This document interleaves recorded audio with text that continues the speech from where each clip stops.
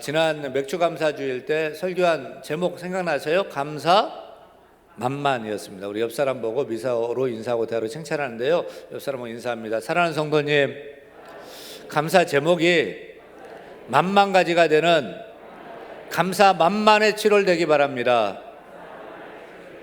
감사 만만하시고 행복도 만만한 럭키 세븐 7월 되시기 바랍니다. 오늘 설교 제목은 따라합니다. 기필코 올라야 할 신앙의 정상. 트리픽스 챌린지를 들어보셨습니까? 트리픽스 챌린지. 트리픽스 챌린지는 3는 3이잖아요.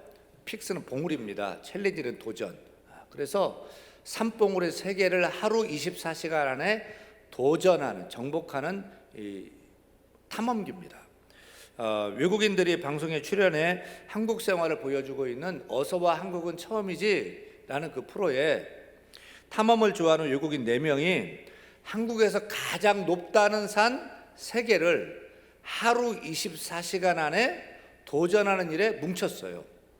여러분, 우리나라에서 제일 높은 산은 어느 산이죠? 제주도 한라산이죠. 그 다음에는요, 설악산 대청봉입니다. 그 다음은 지리산 천왕봉입니다. 그래서 남쪽에서 제주도에서 한라산을 백록담을 올라가고요.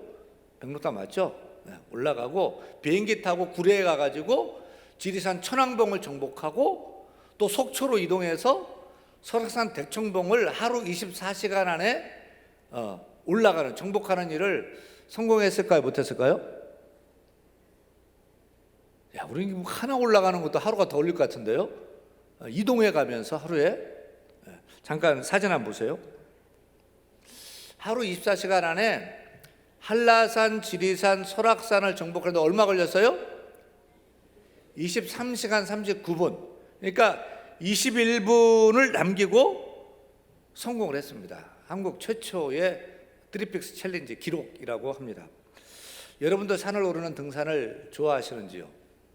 그런데 우리 신앙생활에도 기필코 올라야 할 정상이 있습니다. 전문 산악인에게는 오르고 싶은 에베레스트라든지 K2라든지 그런 최고봉이 있잖아요. 또 우리들도 설악산 대청봉 한번 올라가야지, 한라산 백록담 한번 올라가야지, 이런 도전을 갖습니다. 그리고 하죠. 그렇다면 우리 예수 믿는 신앙인이 신앙생활하면서 올라가도 되고 안 가도 되는 것이 아니라 반드시 기필코 꼭 올라야 할 신앙의 정상이 있다면 그것은 무엇일까요? 아니면 1시간, 2시간씩 막 기도하고 심지어 40일 금식 기도하는 걸까요? 1년에 성경을 10번, 20번, 30번 통독하는 것일까요? 살아있는 동식물은 모두 성장하는 단계가 있습니다. 올라가는 과정도 있습니다. 마가복음 4장 28절에 보면 같이 읽어요. 땅이 스스로 열매를 맺되 처음에는 싹이요, 다음에는 이삭이요, 그 다음에는 이삭의 충실한 곡식이니라고 했어요. 그렇습니다. 씨앗을 땅에 심으면 씨앗이 싹이 트죠. 싹이 납니다. 그 싹이 자라고 이삭이 팹니다. 그 다음에는 충실한 곡식이 알알이 열매 맺게 됩니다. 우리 사람도 성장하는 단계가 있고 올라가는 과정이 있습니다. 우리가 결혼해서 아기를 낳아요. 아기가 자라서 어린이가 됩니다. 어린이가 성장해서 청소년이 되고요. 그 청소년이 청년 됩니다. 결혼해서 아들, 딸을 낳아서 아빠도 되고 엄마도 되고 어른이 되는 것입니다. 모든 것이 성장하는 단계가 있고 올라가는 과정이 있습니다. 우리 신앙생활도 그래요. 성장하는 단계가 있고 올라가야 할 과정이 있는데, 이를테면 제가 생각에 5가지의 그 봉우리를 넘어야 될 것 같아요. 신앙생활 할 때. 5픽스 챌린지를 해야 됩니다. 신앙생활의 첫 번째의 그 봉우리는 뭐냐면, 따라합니다. 예수 믿고 구원받는 봉우리. 그거 올라가야 돼요. 여러분 이걸 했죠. 우리가 두 번째 봉우리는 따라합니다. 예수님을 따르는 봉우리. 예수님 믿고 따라야 됩니다. 세 번째는 뒤따르는 것이 아니라 어떻게 해야 돼요? 예수님과 따라합니다. 동행하는 봉우리. 그걸 정복해야 돼요. 네 번째는 이제 동행하면서 주님이 내 안에, 내가 주님 안에, 주님과 따라합니다. 주님과 연합하는 봉우리. 예. 그 다음에 마지막에 기필코 올라가야 할 봉우리가 있는 게 뭐냐면, 내가 누구처럼 되어야 돼요? 따라합니다. 하나님처럼, 예수님처럼 되는 그 봉우리까지 올라가야 되는 거죠. 우리가 예수 믿고 죄에서 구원받는 단계는 초보 단계입니다. 이제 시작입니다. 예수 믿고 구원받아 다 끝났어가 아니에요. 이제 시작하는 거예요. 어디까지 가야 돼요? 어디까지 자라고 어디까지 올라가야 돼요?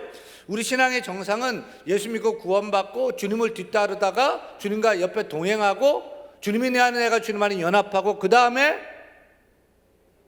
예수님처럼 되고 하나님처럼 되는 그 정상까지 우리가 올라가야 돼요. 그래서 오늘 본문 마태복음 5장 48절에 우리가 기필코 올라가야 신앙의 정상으로 이렇게 주님께서 선포하십니다. 같이 읽습니다. 그러므로 하늘에 계신 너희의 아버지의 온전하심과 같이 너희도 누구처럼요? 하나님처럼 온전하라. 우리가 신앙생활하면서 올라가야 할 정상은 따라합니다.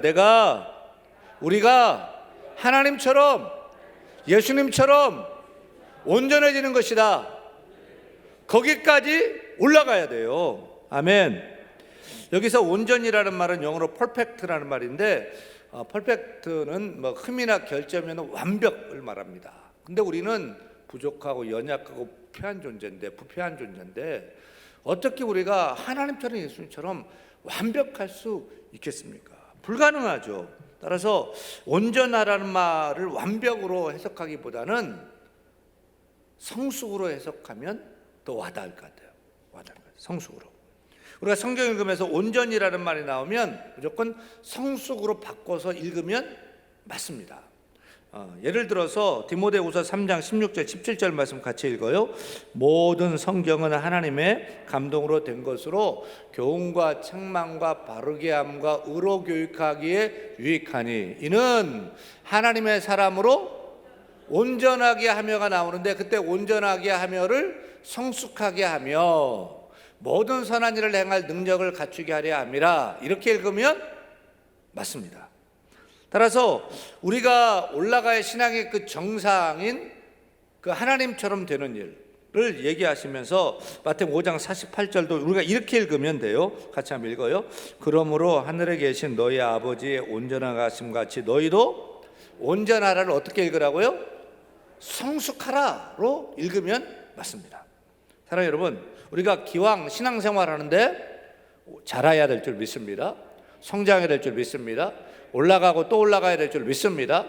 올라가 또 올라가는 삶을 살아야 돼요. 어디까지요?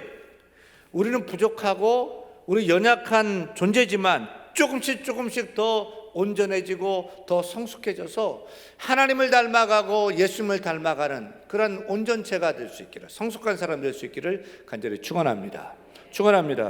그렇다면 우리가 하나님처럼 온전하고 또 예수님처럼 성숙해진다는 것은 구체적으로 무엇을 말하는 걸까요? 무엇을 어떻게 할 때 예수님처럼 성숙해진다고 할 수 있을까요? 성숙의 뜻이 뭐예요? 성숙의 바른 의미를 알아야 됩니다. 성숙은 의미가 무엇입니까? 우리 교회 교적부의 이름들을 쭉 보니까 우리 여자 성도들의 이름 가운데 숙자 돌림이 많아요. 그래서 미숙이, 희숙이, 진숙이, 정숙이, 명숙이, 영숙이, 현숙이, 경숙이, 정숙이, 숙자가 많아요. 근데 이 중에 제일 성경적인 이름은 뭘까요? 성숙이에요. 성숙. 우리가 도달해야 될 그 신앙의 정상, 목표예요. 성숙이에요. 하나님 딸 주시면 성숙이라고 지어져 나와요. 여러분, 우리가 성숙해야 되는데 이름이 성숙이 아니고 우리의 삶이 성숙해야 돼요. 인격이 성숙해져야 돼요. 우리는 신앙생활을 할수록 더욱더 성숙해져 가야 합니다. 그렇다면 그 사람의 성숙하다라고 말할 때 그 뜻은 뭐예요? 얼마나 온전하고 성숙한지 어떻게 알 수 있어요? 이렇게 알 수 있어요. 성숙의 반대말을 생각하면 돼요. 성숙의 반대말은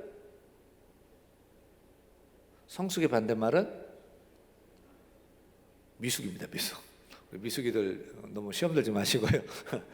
미숙이의 미자는 아름다울 미자고, 여기 제가 말하는 미숙은, 성숙의 반대말 미숙은 어린아이처럼 자기밖에 모르는 자기중심적이고 이기적인 것을 미숙하다라고 우리가 얘기합니다. 어찌됐든 미숙하다의 반대말 성숙하다는 말은 무슨 뜻이냐? 성숙한 사람은 따라합니다. 나보다 남을 먼저 생각하고 남을 이해하고 배려하고 사랑하는 사람이다. 사랑 여러분, 성숙한 사람 되기를 축원합니다. 나보다, 내가 귀한데 나보다 남을 먼저 생각해 보고요, 남을 이해하고 남을 배려하는 사람 되기를 바랍니다. 또 다른 사람을 사랑하는 사람 될 수 있기를 간절히 축원합니다. 한마디로 믿음 좋은 성숙한 사람은 누구냐? 기도 많이 하는 사람이에요? 성경을 많이 읽고 성경을 많이 하는 사람이에요? 봉사를 많이 하는 사람입니까? 교회 생활을 오래 한 사람입니까? 그래서 집사가 되고 권사가 되고 장로가 되고 목사가 되면 성숙한 사람입니까? 신앙적으로 성숙한 사람은 누구냐? 누구예요? 전에는 나밖에 자기밖에 몰랐던 이기적인 사람이 예수 믿고 달라진 거예요. 예수 믿고 변화된 거예요. 자기밖에 몰랐는데 이제는 다른 사람을 이해하고 다른 사람 말을 듣고 경청하고 또 다른 사람을 배려하고 다른 사람을 사랑하는 사람이 성숙한 사람인 줄로 믿습니다.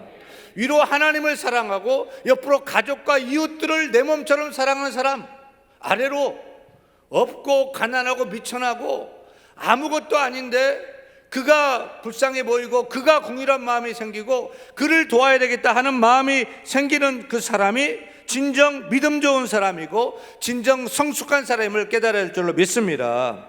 그렇게 되길 원하시면 아멘. 따라서 그 사람이 성숙한 사람이냐 아니냐를 어떻게 알 수 있어요? 보면 알아요. 다른 사람에 대한 배려, 이해, 사랑이 있는지 아닌지를 보면 알 수 있어요. 여러분, 신앙생활하면서 기필코 올라야 할 최정상은 무엇입니까? 사랑입니다.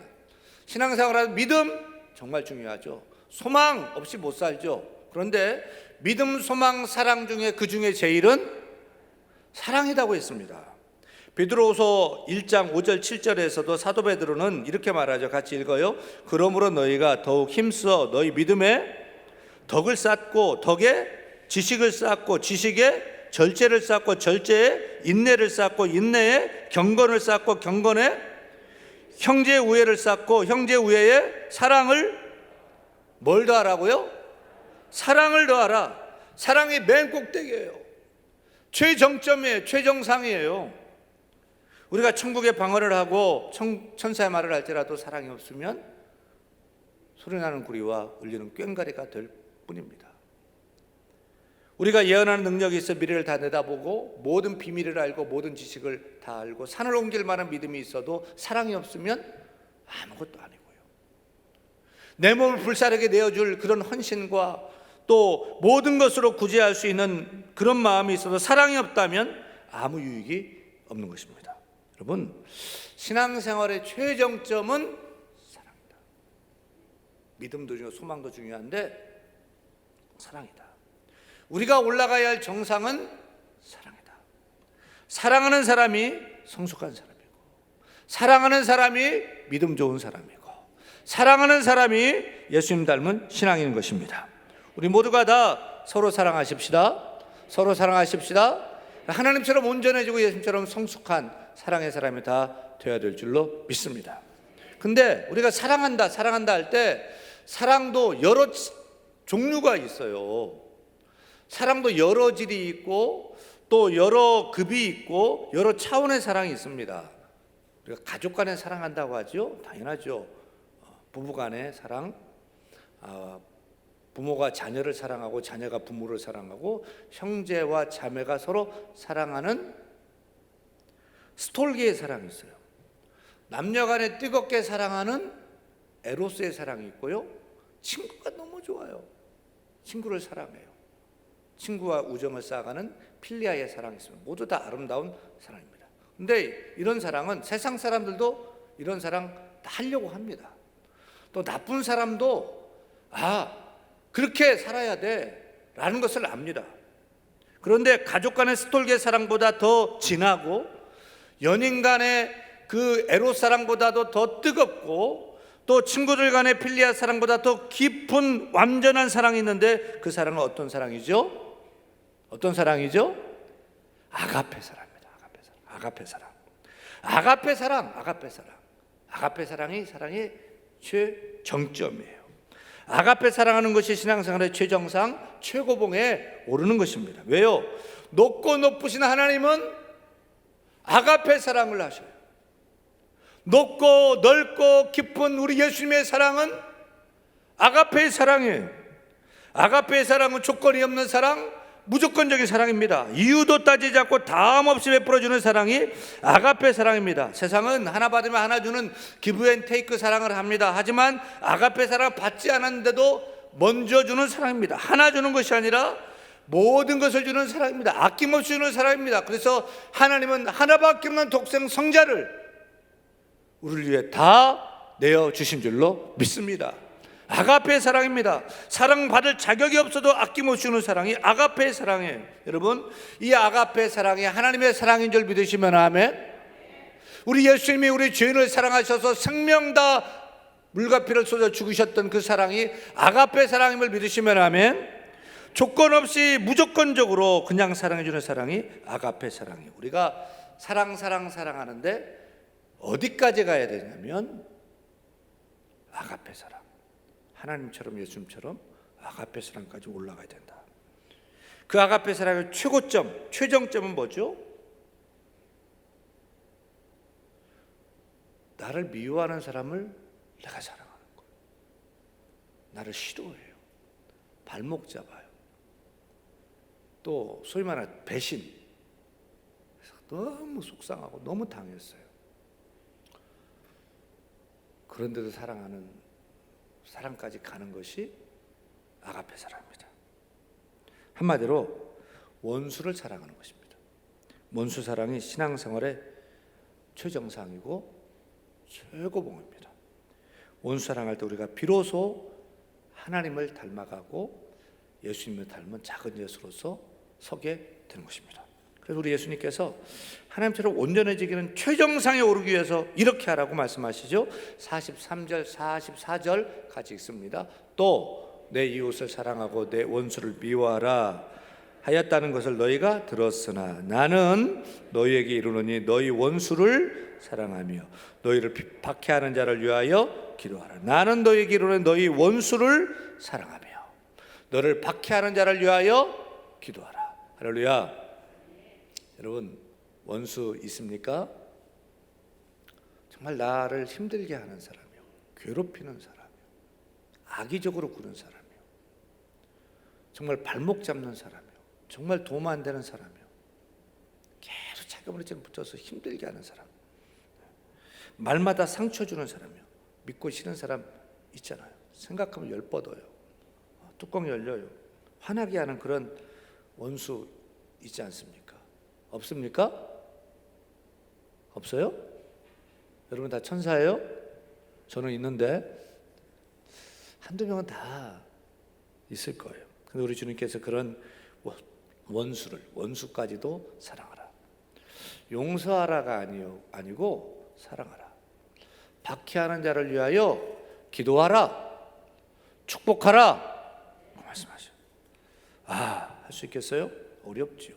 생각만 해도 미운데, 싫은데, 화가 나는데 그를 용서한다고요? 사랑한다고요? 어렵죠. 저도 잘 안 돼요.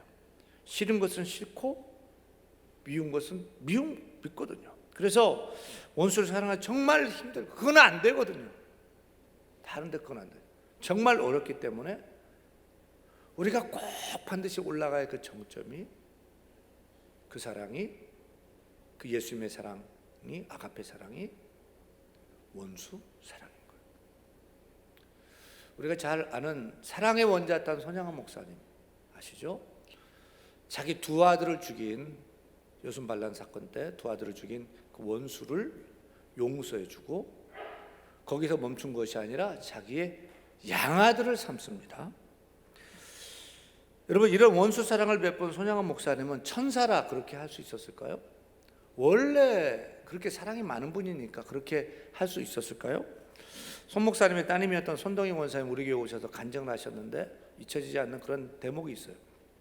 손 목사님이 자신의 두 아들, 큰 아들 동신이 동인이 두 아들을 죽인 그 원수를 용서하고 아들로 삼고 자기 집에 데려왔어요. 그리고 같이 살아요. 같은 집에서. 매일 얼굴을 봐요. 같은 상에서 밥을 같이 먹어요.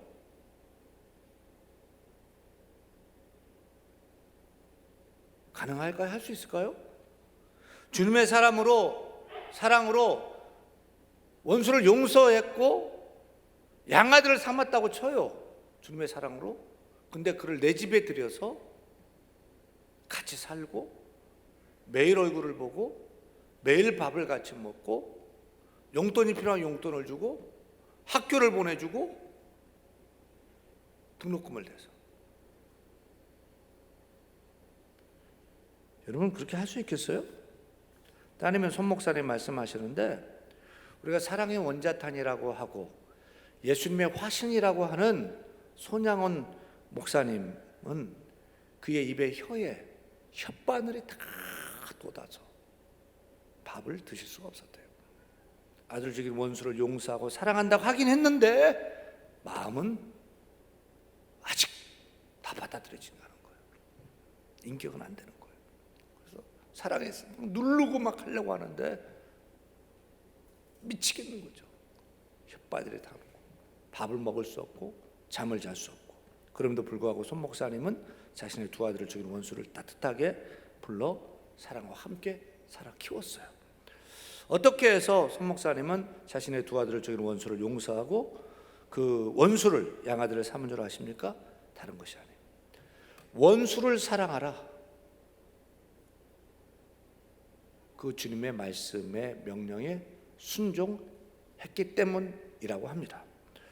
당시에 중학교 다녔던 딸이었던 지금의 손동희 권사님이요, 사랑하는 두 오빠를 죽이는 원수를 용서해주고 양아들을 삼겠다는 아버지의 말에 막 울고불고 막 미친 듯이 소리를 치면서 아버지 옷을 잡고 막 아버지한테 막 덤볐어요. 어떻게 용서해주냐? 그리고 그 막 아들을 삼아서 우리 집에 데려온다고요? 오빠라고 불러라고요? 난 못해요. 아빠는 왜 예수를 믿어 그렇게 유별나게 믿어요? 피눈물을 맺으면서 막 외쳤어요. 그때 그 딸을 달래면서 손 목사님 이렇게 말씀하셨대요. 동희야, 성경 말씀을 자세히 봐라. 분명히 원수를 사랑하라고 하셨다. 용서만 가지고는 안 돼. 그 학생을 살려주는 것만으로는 부족해. 원수를 사랑하라고 했으니 사랑하기 위해서 내 아들로 삼아야 돼. 두 오빠는 천국 갔는데 오빠 죽인 그 사람은 지옥 갈 것인데 내가 목사인데 어떻게 그가 지옥 가도록 내버려 두겠니? 이 아버지의 뜻을 따라주렴. 이렇게 아버지의 눈물로 딸을 설득해서 딸이 어쩔 수 없이 승복을 했대요. 그리고 그 사형집행 현장에 막 달려가서 사형집행관을 설득해서 그가 감동받아서 그를 빼내주고 집에 데려와서 양아들 상복 같이 살았다는 거죠. 사랑하는 여러분, 지금 우리 주님은 우리에게 내가 원수를 사랑할 수 있느냐 없느냐, 가능하냐는 것을 묻고 있는 것이 아닙니다. 너를 박해하는 자, 힘들게 하는 자를 위해서 기도할 수 있느냐 없느냐, 마음의 준비가 되었느냐는 것을 말씀하고 있는 것이 아닙니다. 주님은 지금 우리에게 명령하고 있어요. 내 원수를 사랑하라. 너를 박해하는 자를 위하여 기도하라. 축복하라. 우리 모두가 그 신앙의 정상, 정말 오르기 어려운, 못 오를 것 같은 그 신앙의 정상까지 올라라. 그 명령한 것이에요. 우리 주님의 명령 앞에 순종하시겠습니까? 오늘 예배하는 우리 모든 성도들은 주의 명령에 순종하는 순종의 산에 오를 수 있기를 축원합니다. 나는 믿고 싫고 나는 못하겠는데 용서해야지, 사랑해야지, 마음먹을 때 성령께서 우리에게 그 감당할 힘을 주시고 또 능력도 허락해 줄 줄로 믿습니다. 우리가 순종할 때 성령께서 우리를 박해하고 못 살기고 믿게 하는 그 사람을 위해서 기도하고 축복할 수 있는 능력도 허락해 줄 줄로 믿습니다. 우리가 거기까지 올라가야 된다는 것입니다. 여러분, 원수 사랑의 최정상이에요. 거기까지 올라가야 된다는 거죠. 마음이 내키든 안 내키든 순종하면 우리가 나아가야 됩니다. 먼저 용서하십시다. 그리고 사랑하십시다. 아들 죽인 아들, 이 한강에서 아들 뭐 실족을 했는지 어떻게 됐는지 막 하면서 막 얼마나 나라 막 손정민입니까 의대생 얼마나 용서 못해서 막 친구가 막 살인자라고 막 그것이 인지상정입니다. 근데 우리는 오늘 주님의 말씀처럼 손 목사님처럼 그 원수까지 사랑할 수 있는 거기까지 올라가야 되는 것이 주님의 뜻이고 주님의 바람이고 거기까지 올라가야 합니다. 그렇게 우리 모두가 원수까지도 사랑함으로 신앙생활의 최정상에 기필코 올라 진정 예수님 닮은 작은 예수 주님의 제자들로 세상 곳곳에서 예수의 사랑의 깃발을 꽂고 흔드는 우리 모두가 다 될 수 있기를 간절히 축원합니다. 일어나 찬양하죠. 찬양할 때 예수 닮기를 찬합니다. 예수 닮기를.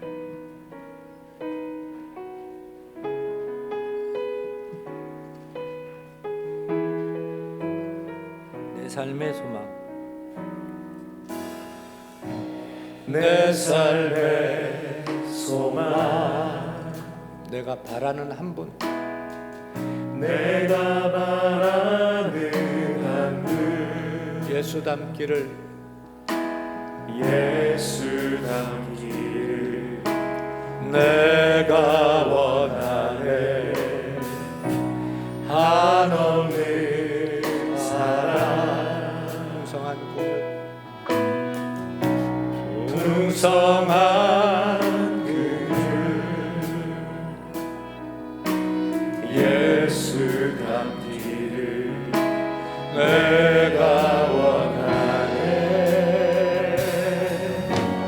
예수 닮기를, 예수 보기를, 예수만 높이길 내가 원하네. 내 평생 소원 예수 닮기를, 예수만 닮기를 내가 원하네. 내 삶의 소망, 내 삶의 소망, 내가 바라는 한 분, 예수 닮기를 내가 원하네. 한없는 사랑,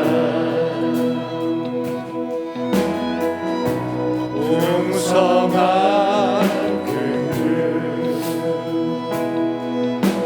예수 닮기를 내가 원하네. 예수 닮기를, 예수 보기를, 예수만 높이기를, 예수만 높이기를 주여 원합니다. 내가 원하네.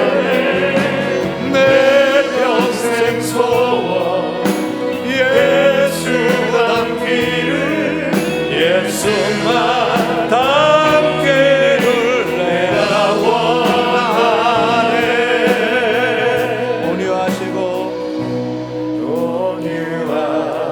온유하시고 겸손하신 성품, 겸손하신